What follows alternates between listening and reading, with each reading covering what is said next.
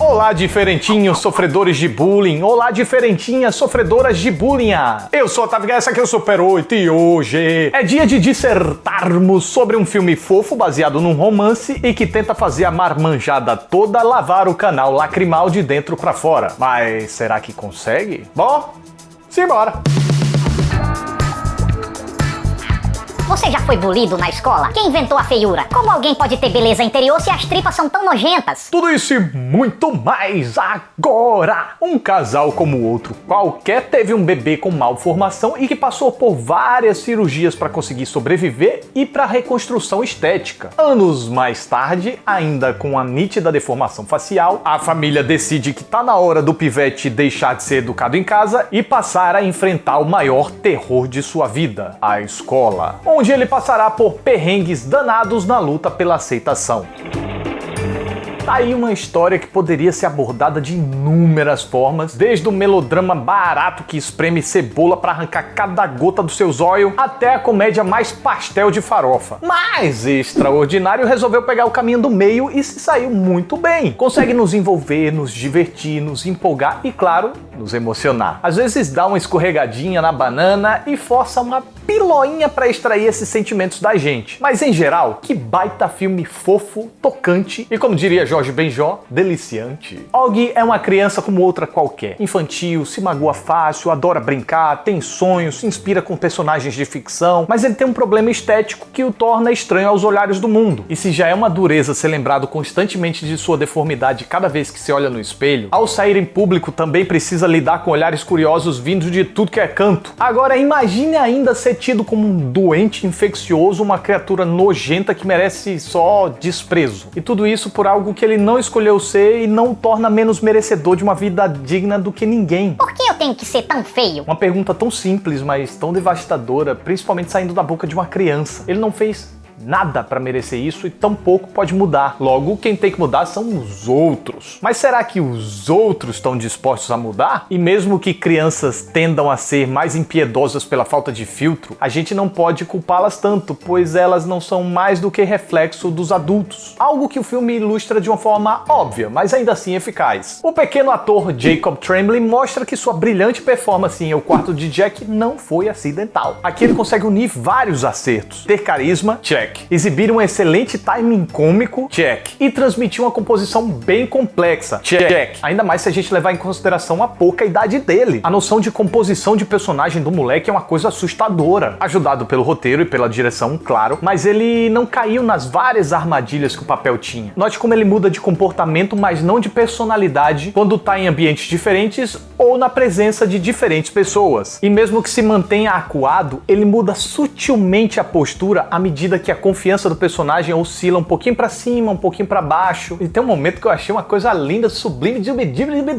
quando o professor e ele se comunicam apenas através de olhares e balançadas de cabeça. E vejam bem, o Pirraio consegue mostrar tudo isso mesmo embaixo de uma prótese que esconde sua cara praticamente inteira, que aliás conseguiram um ótimo trabalho ao desfigurar as feições do ator de forma que ficasse crível e não prejudicasse totalmente a sua expressividade. Agora imagine como seria difícil deixar um filho embarcar numa aventura dessa. Imaginou? Pois bem, Owen Wilson e principalmente Julia Roberts põem isso em prática com perfeição. Eles têm esperança de que nada de ruim aconteça, mas são cínicos o suficiente para saber como o mundo funciona e podem prever tudo que tá por vir. Owen Wilson é o pai camarada, sensível e Owen Wilson. E Julia Roberts é a mãezona incansável, imbatível e pulso firme. E ela precisa ser para juntar e colar de volta os caquinhos do filho cada vez que ele volta despedaçado para casa. E se por um lado a trama não inventa demais e mantém Og dentro de uma família padrão, por outro, o roteiro opta por falar das consequências que as dificuldades enfrentadas por ele causaram nos membros da sua família e nas pessoas em volta, inclusive na irmã que acabou recebendo menos atenção. E a atriz tem um olhar tão comunicativo que a gente consegue notar sua frustração antes mesmo que ela explique. E a forma como o filme aborda essas outras pessoas foi uma surpresa bem positiva. O roteiro vai além da estrutura clássica e dá atenção a pontos de vista que geralmente filmes do gênero tendem a desprezar. E então a trama se enriquece ao reconhecer que a vida real não tem apenas apenas vilões e mocinhos. Claro, tem alguns casos perdidos que são vilões da vida real mesmo. Mas a maior parte das pessoas não são necessariamente más porque tem falhas ou fraquezas. Algo que a gente só compreende quando conhece a versão do outro. E a montagem encontrou os momentos perfeitos para encaixar essas subtramas de modo a engrandecer ainda mais a trama principal. O diretor Steven Chbosky consegue conduzir a trama com os pés no chão, evitando excessos na maior parte do tempo. Durante praticamente todo o filme, não senti que tentavam extrair minhas lágrimas à força. Para isso, a narrativa era acompanhada por uma trilha lúcida e não apelava para o sentimentalismo barato. Tampouco o roteiro apresentava situações estrambolicamente catastróficas para manipular artificialmente as nossas emoções, na maior parte do tempo. Pois, ainda assim, o filme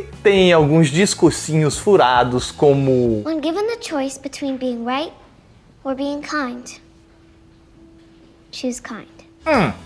Tá certo que a gente acha bonitinho e acaba comprando dentro da história, mas se a gente trouxer pra vida real, não dá pra levar isso ao pé da letra. Quer um exemplo? Pais devem ser gentis com os filhos, claro, mas às vezes o certo é ter uma postura firme que pode não ser tão gentil assim. A mesma coisa chefes com funcionários. E lá no final, o filme não sabia muito bem como se encerrar e não conseguiu evitar a convenção da apoteose. 2 vezes. E se você olhar com atenção, criaram uma coisa meio artificial ali pra ter essa apoteose. Mas olha só, eu não vou ser hipócrita. Eu sabia que o filme estava sendo maniqueísta pra me fazer chorar e mesmo assim meus olhos pareciam um lava-jato. Eu só não chorei mais pra não passar vergonha. Tá certo que eu também sou meio manteiga derretida, mas pelos sniff que eu tava ouvindo durante os créditos, eu acho que eu não tava sozinho nesse chororô não. E bem, como eu disse durante o resto do filme, a minha emoção veio à tona espontaneamente pela mera empatia por pessoas em situação de desvantagem. E claro, amizade. Se tem uma coisa que me emociona, é amizade. Eu não sei explicar muito bem, mas eu acho que é porque a amizade verdadeira é um vínculo que se cria com um desconhecido, sem o romantismo, sem a mutualidade carnal, através da escolha baseada apenas no respeito mútuo. Extraordinário deveria ser um filme obrigatório para alguns corações de pedra por aí que defendem que as dificuldades relatadas por minorias é tudo mimimi e vitimismo. Essa semana eu vi um vídeo de um sujeito que praticamente nega a existência de racismo. Tá quilpa! Eu não vou ser arrogante dizer que vitimismo não exista. Mas, gente, lidar com um eventual vitimismo de alguns é tolice, é nada se comparado às porradas que várias pessoas tomam constantemente todos os dias, apenas por terem nascido numa posição desprivilegiada. E o discurso Se não aguenta, não está preparado para o mundo. ou O que você quer? Que o mundo todo mude por você? é tão estúpido que dá raiva. Quer dizer que se o mundo é escroto, isso te dá permissão para ser escroto também. Veja bem, se você reconhece que o mundo é difícil para você, então deveria reconhecer que ele é ainda mais difícil para pessoas diferentes. E se o mundo é tão cruel ou infeliz, custa você fazer a sua parte para não torná-lo pior para essas outras pessoas? Ninguém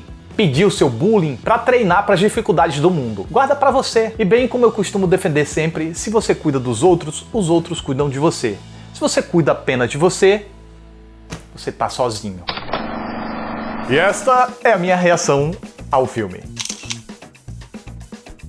Como eu perguntei lá no Twitter, eu gostaria de repetir aqui. Você já praticou bullying? Já se arrependeu? Já pediu desculpas? Tá esperando o que pra pedir? Pode parecer bobo, mas é um ato tão bobo nosso que pode significar tanto pra vida dessas pessoas que a gente ofendeu e machucou. Eu não quero dar lição de moral nem nada, mas eu tô aqui comunicando, discutindo, debatendo sobre um filme, sobre os valores desse filme, né? Então eu acredito que esse filme me tocou dessa forma. Gostou do vídeo? Agora é o momento que você dá o like. Pra quê? Pra divulgar esse vídeo, que é assim que funciona. E se chegou agora e conheceu o canal e tá achando interessante, veja outros vídeos e também se inscreva se gostar. Então é isso, mais o Super 8 tá chegando ao final. Fico muito grato pela atenção de vocês. Muito obrigado, até a próxima aí.